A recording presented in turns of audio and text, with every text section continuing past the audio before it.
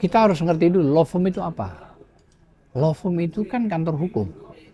Pertanyaannya, orang biasa memiliki kantor hukum, boleh tidak? Boleh sih boleh ya, tapi urgensinya tuh yang paling penting, gitu. Apakah salah bang restoran tapi buka tukang las? Ya nggak salah sih. Tapi urgensinya kalau itu restoran kok tukang las di dalam? Kan nggak matching. Gitu loh ya. Nggak matching. Namun yang jelas, reposisi itu kan harus ditempatkan pada posisi tempat yang benar dong. Kalau Anda mengaku diri Anda jurnalis, Anda harus bisa memancing, menanyakan balance sesuai undang-undang pers 99 itu. Kan begitu. Tak mungkin dong Anda melenceng dari itu. Jadi kalau pertanyaannya orang biasa, kepentingannya apa? Masa iya law firm-nya namanya Eki Ical. Tapi Eki Ical tidak sarjana hukum. Bukan pengacara. Tapi merekrut pengacara. Pertanyaannya, apakah nggak tersinggung nih pengacara ini? Kira-kira begitu.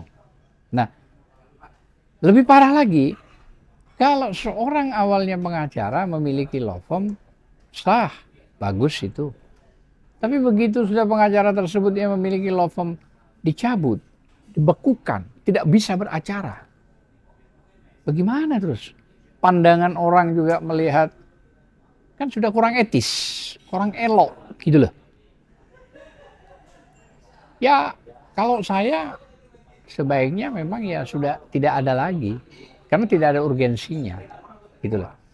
Lebih baik ya tulis dalam sejarah kalau dia pernah menjadi lawyer, karena begitu.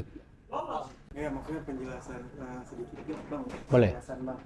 Tadi kan abang udah menjelaskan gitu apa prosedur untuk pembuatan law firm bahwa tidak bahwa dan abang tadi bilang bisa gitu loh orang selain hukum gitu untuk membuat law firm. Nah tapi kenapa abang masih maksudnya masih komplain gitu bang? Saya tidak komplain.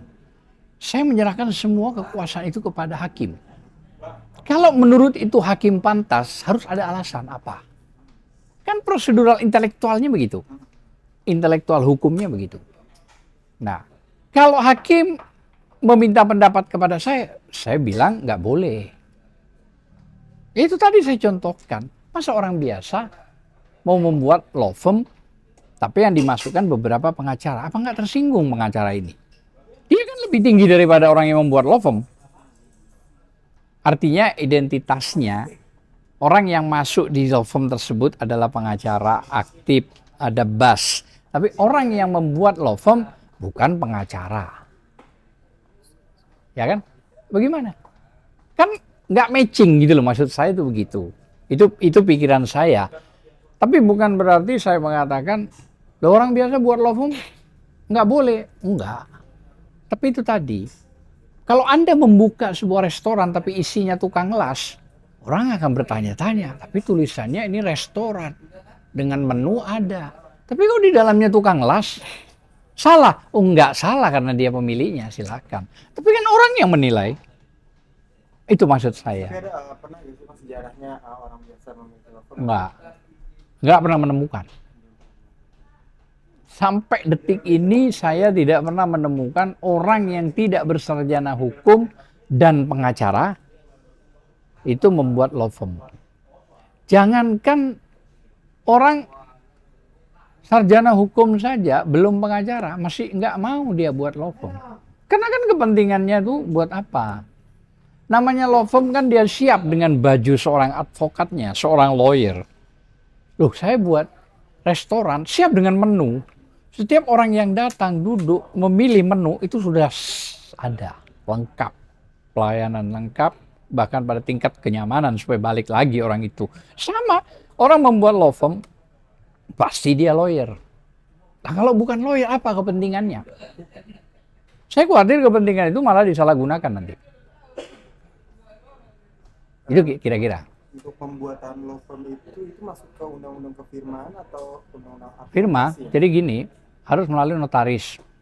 Oke, dari notaris diajukan ke AHU, Departemen Hukum dan HAM. Apakah sudah didaftar? Kalau dulu pengadilan negeri, tapi kan sekarang langsung notaris ke situ, ke AHU. Nah kalau sudah selesai itu, ya sudah tinggal administrasinya berapa, identitasnya berapa, ada NPWP-nya, kan begitu. Kan setiap orang yang mau membuat law firm itu harus punya NPWP pribadi. Baru setelah itu dibuatlah NPWP law firm. Gitu kan dua kan. Nah, apakah memenuhi syarat untuk bayar pajak atau nihil? Banyak yang nihil karena memang pendapatannya tidak memenuhi syarat. Artinya setahun tidak mencapai 500 juta. Nah berarti kan belum kena pajak dong. Nihil namanya.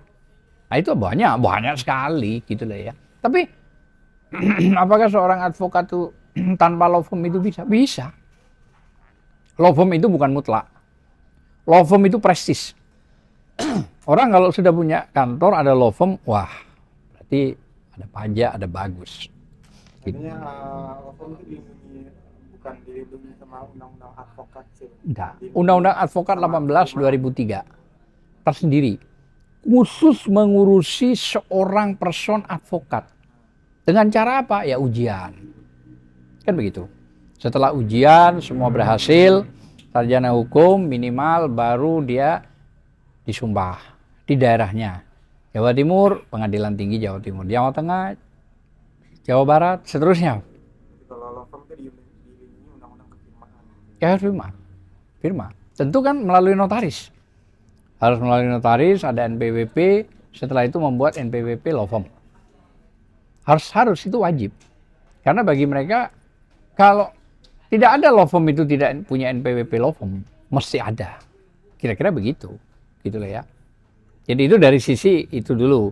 Tapi kalau dari sisi perorangannya tanpa punya law firm, ya identitas di rumahnya membuat nggak apa-apa. Tidak artinya tidak ada larangan. Jangan deh rumah kamu nih jangan dijadikan kantor. Enggak tuh. Boleh aja. Gitu. Cuman identiknya kalau law firm itu harus di luar rumah. Tersendiri lah. Kalaupun ada rumah misalnya punya tingkat rumah, di atasnya dibuat law firm silahkan. Artinya tersendiri. Tidak kumpul satu rumah gitu loh ya. Karena apakah itu dilarang? Enggak juga ya. Cuma kan menyangkut prestisius, menyangkut orang yang melihat gitu loh. Yang saya tadi katakanlah, atau setidak-tidaknya kalau ada restoran yang mewah tapi menunya kok cuman Indomie sih. Kan nggak matching gitu.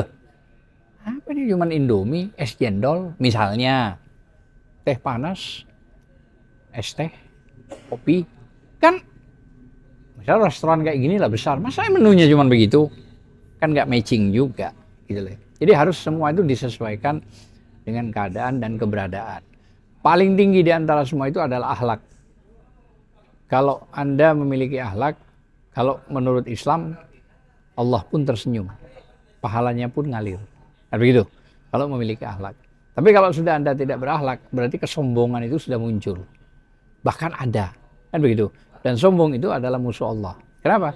Ya digambarkan zaman setan. Iblis, orang pertama, makhluk pertama yang dibuat ya setara dengan para malaikat yang lain sebelum Nabi Adam, tapi disuruh menyembah atas perintah Allah, tidak mau karena merasa dia terbuat dari api, Adam dari tanah. Sehingga dikeluarkan sama Allah. Nah, makanya sifat sombong itu bisa menjatuhkan dirinya dalam banyak hal dan memang merasa tidak terasa dia melakukan kesombongan tambah menjadi-jadi, kadang-kadang begitu. Nah, itu yang berbahaya, sifat-sifat begitu. Kalau saya gimana? Kalau saya tidak mau berdebat soal orang punya gunung, orang punya laut, orang punya langit, saya nggak mau berdebat itu. Silakan yang lain. Berarti abang dari awal maaf, apakah kesimpulannya bahwa abang tuh fokusnya ke etika dari Bang Firdaus ini ya, terlepas dari dia punya law firm atau enggak, sebenarnya sah-sah aja bang? Iya boleh aja, tapi kan orang menilai itu bukan karena ilmu, bukan karena kaya, bukan karena make mobil emas semua, tapi kan akhlak, etika. Ya, sehebat apapun manusia itu, kalau sudah etikanya tidak baik, akhlaknya sudah buruk, sekaya apapun orang akan mencibir, akan membicarakan sampai kapanpun. Sebaliknya, orang ini sederhana tapi akhlaknya baik, orang akan juga membicarakan bahwa orang ini baik gitu loh. Makanya saya tidak mau berdebat dengan pribadi seseorang, biarlah mereka happy dengan begitu. Tapi saya hanya membatasi pada acaranya. Jadi orang beracara di dalam sidang begini loh. Aturannya memang ada, baik di Undang-Undang Advokat maupun di Perma, Peraturan Mahkamah Agung, kan begitu.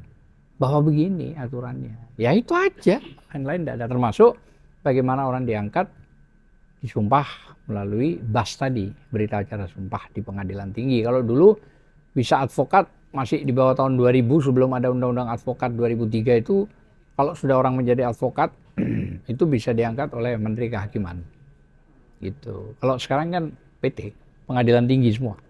Dan dulu ada pembedaan di bawah tahun 2000 itu, masih tahun 2000 saya, pengacara dengan advokat itu berbeda. Kalau pengacara lokal, tapi advokat seluruh Indonesia. Tapi yang angkat adalah Menteri Kehakiman. Kalau dulu, sekarang dengan munculnya Undang-Undang Advokat 2003, 18, maka orang muda jadi pengacara itu sama dengan advokat bisa beracara di seluruh Indonesia. Itu hebatnya. Nah, maksud saya dengan begitu kenapa tidak dijaga? Kan, maaf ya, itu kan bagian dari ruhnya kalian dalam bekerja. Ya kalau ruhnya kalian diacak-acak oleh perbuatan kalian sendiri, ya bagaimana gitu? Kan gitu lah. Nah itulah makanya integritas, kemampuan, ahli konseptor, pintar bicara, semua kalah dengan akhlak.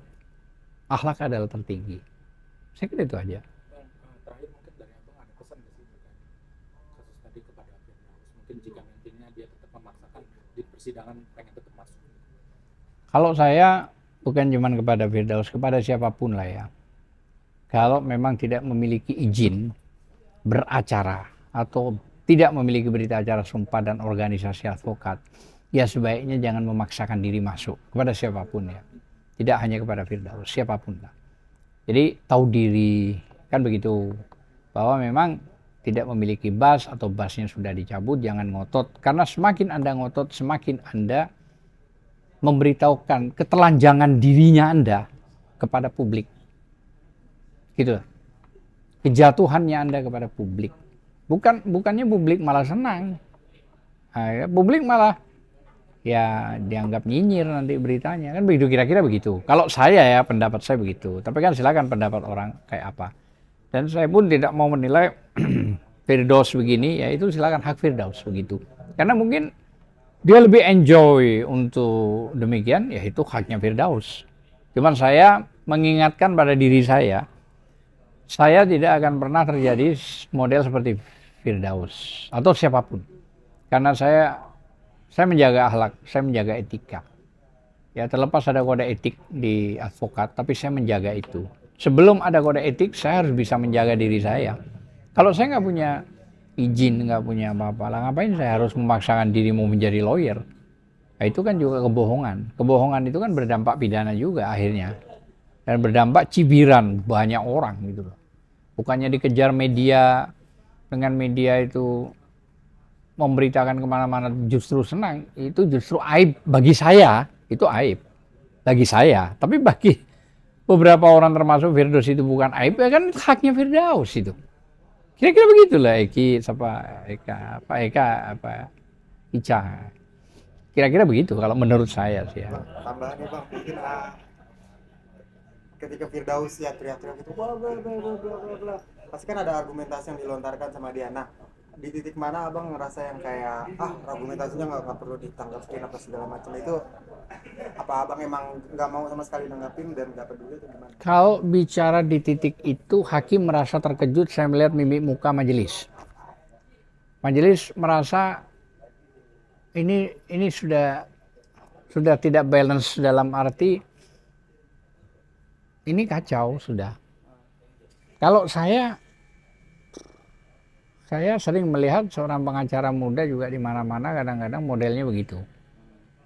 Tapi saya nggak terlalu masuk di acara person pribadi dia lah, enggak.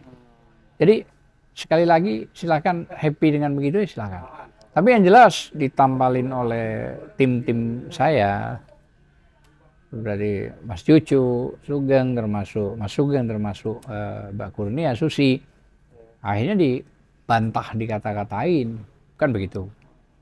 Nah, artinya termasuk ada salah satu pengacara dari pihak Aguan, kalau tidak keliru saya lupa ya, menyatakan juga harus diproses orang yang membuat ribut. Yang membuat ribut itu kan bukan dari kelompok kita, di sono salah satunya dengan Firdaus memberikan law firm dan memaksakan diri menjadi pengacaranya.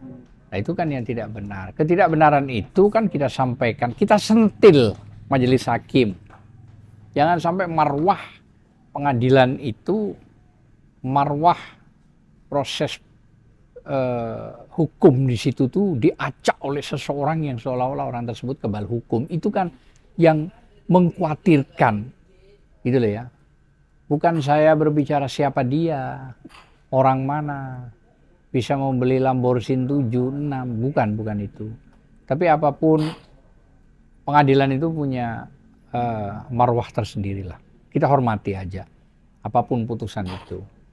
Apalagi sudah sampai pada tingkat yang paling mengejutkan, yaitu membatalkan, membekukan BAS. Itu sudah pukulan telak yang ya sulit untuk dibantah, saya kira. Saya kira itu aja. Thank you Bang Azhar. Oke, sama-sama.